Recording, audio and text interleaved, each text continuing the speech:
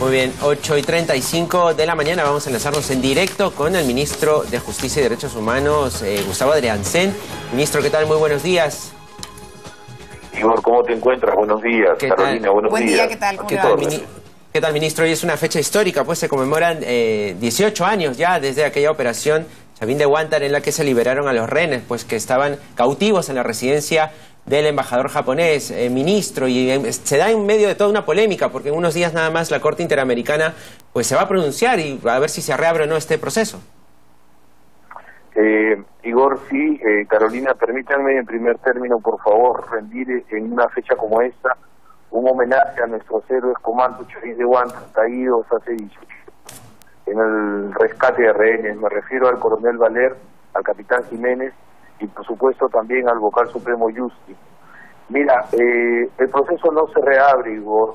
Hemos hecho esfuerzos muy grandes durante los últimos casi 4 años para lograr establecer que nuestros héroes Comando Chavín de Huántar no tienen en absoluto nada que ver con ninguna presunta ejecución extrajudicial de las que se han venido hablando. Quiero decir además, Igor y Carolina, de que nosotros esperamos con ansias la sentencia que próximamente emitirá la Corte Interamericana, porque creemos que esta sentencia va a absolver al Estado peruano y en consecuencia a nuestros héroes Comando Chavín de Huántar de cualquier presunta responsabilidad. Confiamos en que así sea. Ajá. Ministro, en caso que no sea favorable para el Estado peruano, ¿qué sanciones se aplican cuando se involucra a la Corte Interamericana en temas como este? Mira, Carolina, qué bien que me lo indiques. Nosotros no estamos pensando en un escenario de una sentencia desfavorable, pero si así fuera, hay que aclarar que a quien se condenaría o en quien se encontraría responsabilidad es en el Estado. La responsabilidad de los Estados es la que se examina ante la Corte Interamericana de Derechos Humanos por la presunta violación de algún derecho humano, disculpen la redundancia. En este caso, nosotros encontramos que no existe ningún derecho humano que haya sido violado. Nosotros entendemos que el Estado ha cumplido con hacer juicios en el marco del debido proceso, garantizando el derecho a la defensa de los procesados, que se ha investigado y que aún se viene investigando todos los hechos colaterales a la operación de rescate de rehenes Chavín de Huántar. En consecuencia, no encontramos ninguna razón, Carolina, para que el Estado peruano pueda resultar siendo condenado ante la Corte Interamericana. O sea, para tranquilidad de no solo de los propios comandos, sino del público en general, no es que se vaya a reabrir este proceso contra ellos, sino lo que se discute es si el Estado peruano veló o no por la integridad de los que consideran pues fueron ejecutados extrajudicialmente, según alguna sentencia, ¿no?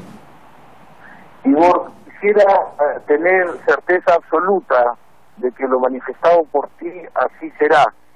Sin embargo, tenemos que ser cautos y tener paciencia y esperar la sentencia, que finalmente será la que indique con exactitud lo que ordene la Corte.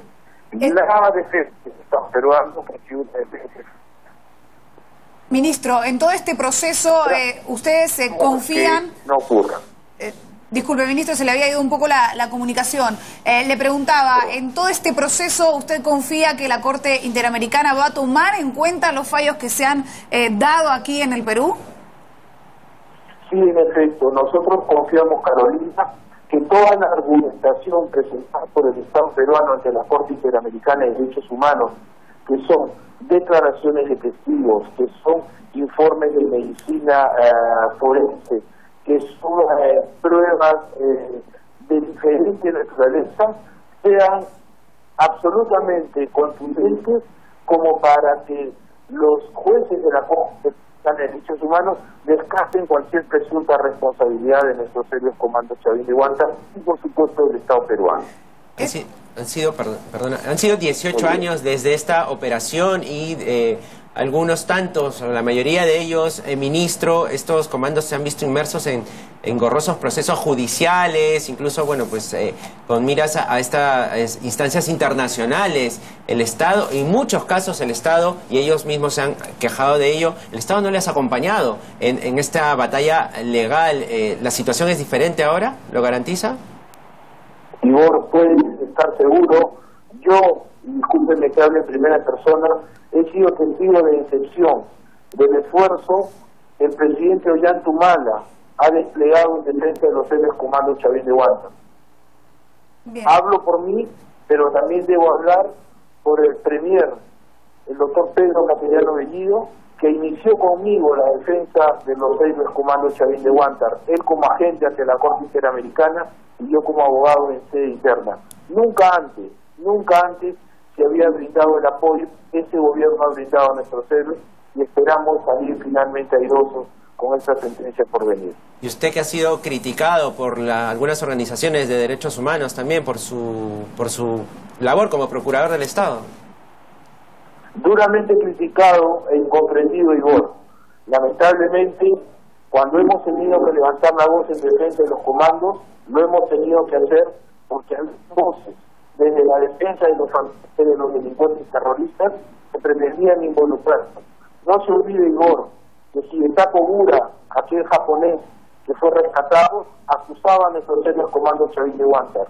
No se olvide, Igor, que los dos policías que llevaron como testigos, ex miembros del CIM, también acusaban a nuestros héroes comandos Chavín de Huántar de haber sido ellos quienes cometieron los excesos. Mentira, y por eso siempre salimos al frente de los héroes. Ministro, particularmente en mi caso, lo hablábamos anteriormente, yo no vivía en el Perú, pero tengo un recuerdo absolutamente emotivo de lo que había pasado en la embajada, porque estas imágenes recorrían el mundo. Estas imágenes se veían en vivo y en directo a través de los canales internacionales que estaban en vilo respecto a lo que estaba sucediendo en la embajada de Japón. Fue el mundo poniendo los ojos en una situación que terminó con un desenlace que ya todos conocemos, pero digo, todos tenemos este recuerdo emotivo. ¿Cuál es el suyo? ¿Qué es lo que recuerda de ese día? Y ya desde un punto más personal la pregunta. Carolina, muchas gracias. Yo también tengo un recuerdo vívido. Volví a la oficina después de almorzar cuando la señal estaba en vivo, como tú lo mencionas, Carolina, transmitiendo el rescate. Recuerdo con emoción patriótica, cada minuto, ver poco a poco nuestros comandos iban liberando a los rehenes secuestrados por 126 días, Carolina, sometidos a tratos crueles, inhumanos y degradantes. Finalmente, ver a Jean-Pierre Jauregui arranchando la bandera que habían izado los delincuentes terroristas. Eso lo recuerdo, y recuerdo después cuando eran evacuados uno a uno y finalmente el grito de libertad. Eso lo recuerdo. Muy bien, ministro. Sobre este tema le agradecemos el contacto, pero hay algo que es una cuestión ya coyuntural que debemos preguntarle como ministro de Justicia, cambiando absolutamente el tema. Nos permitirá esta licencia. Usted está al tanto, obviamente, de lo que está sucediendo con el caso de Gerald Oropesa. Hay o habría algunos fiscales involucrados en algunas causas. Fundamentalmente se acusa a un fiscal que habría dejado en libertad a algunos amigos de Oropesa cuando tenía absolutamente todas las pruebas para iniciarles un proceso. ¿Cuál es la visión del Ministerio de Justicia a esta hora en torno a un caso que cada hora que va pasando nos sorprende más? Bueno, y va a seguir ocurriendo, Carolina, y hay un tema de actualidad. Quiero decir que en estos procesos las investigaciones poco a poco van delatando hechos muy similares. Por ejemplo, el día de ayer hemos incautado 2 libitas en el distrito de San Bartolo y otro en el distrito de Lince. Probablemente aparezcan más novedades de esta naturaleza, pero lo principal ahora mismo es pensar en que deberíamos ya en breve plazo tener detenido a este ciudadano, ponerlo a disposición de las autoridades judiciales para que se inicie la investigación, juzgamiento y condena si así correspondiera. Tenemos confianza, hemos delegado nuestra responsabilidad en el procurador Carlos Posavalente, que es ahora quien está al frente de la defensa del Estado, lo estamos haciendo de manera muy diligente, no descartamos ninguna línea de investigación, estamos trabajando en todas al mismo tiempo y confiamos realmente en que en breve plazo terminemos ya pasando este capítulo con procesos judiciales instaurados. Ministro, ¿y le preocupa las aristas que está teniendo este caso respecto a la política, con algunos partidos, en concreto con el APRA, que es al que más se vincula? No nos preocupa en lo absoluto. No sabemos cuál es el nivel de involucramiento que pueda tener este ciudadano con el partido que usted ha referido. La investigación a cargo del señor fiscal continuará. Nosotros, de la Procuraduría Pública, aportaremos al descubrimiento de la verdad y seremos, como lo hemos hecho siempre, objetivos en nuestro trabajo y tratando de ser lo más eficaces posible. Y ministro, en torno a este aporte que ustedes están haciendo precisamente desde la justicia, ¿se ha tomado alguna decisión respecto a este fiscal que aparentemente estaría involucrado o tendría algún tipo de nexo, o por lo menos está siendo nombrado, ¿no?, como parte de esta organización de Gerald Oropesa? Mira, tendrá que ser investigado primero por el propio Ministerio Público a través de su órgano de control para ver si había alguna irregularidad, y en el caso que la Procuraduría considere de que en efecto se ha cometido algún ilícito, procederemos también a formular denuncia en su contra. Muy bien. Muchas gracias, ministro. Ha sido gracias a usted, Carolina, gracias. Muchas gracias. Ha sido Gustavo Adriancé, refiriéndose al caso Oropesa y también, por supuesto, al de los Chavín de Huántar, y recordando esta fecha, ¿no? 18 años desde el rescate de los Y a las 8:46 vamos a